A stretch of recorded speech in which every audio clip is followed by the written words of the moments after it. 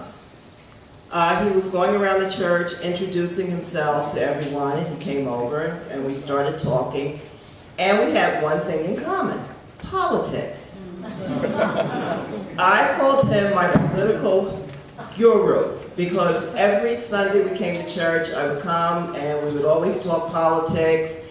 And I would tell him about articles I had read, he would tell me about articles he had read, and I said, no, you gotta go to the New York Times, you gotta go to the Wall Street Journal, you have to read this article because I've been writing comments on the comment sections, and you have to go back and read my comments. And so, your son said that he was part of the silent generation. Well, I'm part of the baby boomer generation, so I am the complainer. And so Frank would always sit back and listen. He was very interested in what about my job. And I said, oh, you know, I've been commuting into New York for so long. He never complained. Again, I'm the baby boomer. I complain. I'm on the train and, you know, with the people, and he always got kicks out of hearing my conversations. And I also work on the street. And so every time an article would come in about someone being convicted of a crime, and I'm like, well, it's not me, Frank, because orange is not a favorite color of mine.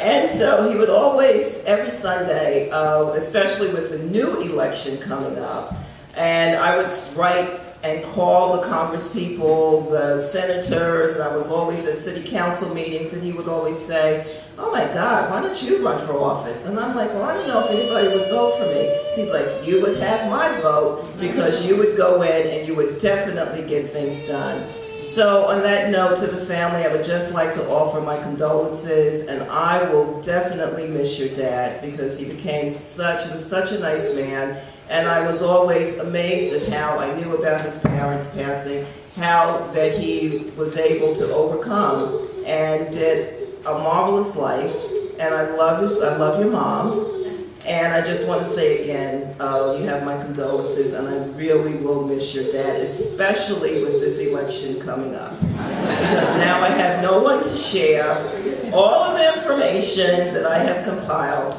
but until we meet again, thank you.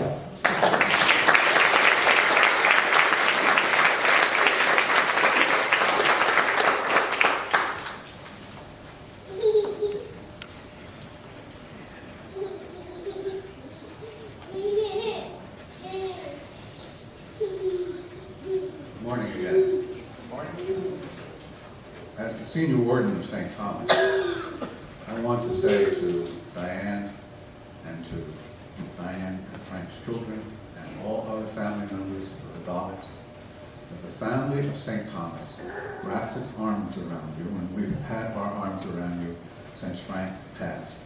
And probably before that, because Frank became a good friend to all of us here. I like what Father Rochefort said about being a doer and not a reader. Because Frank followed a principle of Christianity, and that was to serve.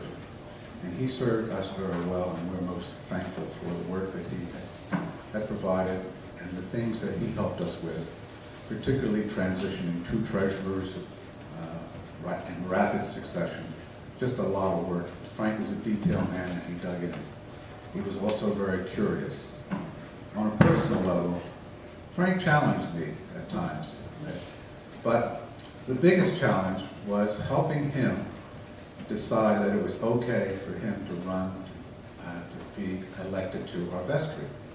And having him on our vestry was a win-win for us all. So I appreciate Frank. I definitely appreciate Diane and the beautiful music that you bring and that you bring through your contacts and connections with others to us. So from St. Thomas to you all, we love you. We share your pain.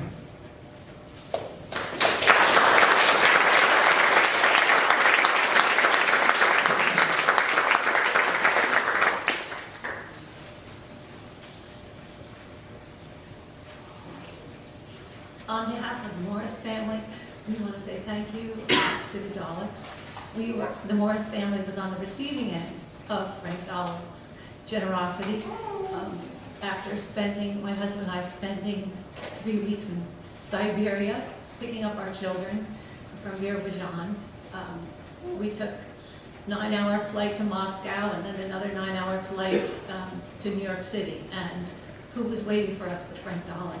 And it was such a wonderful sight to see him there and to welcome us and to welcome my children to their new life. So I just want to say thank you, and we love you.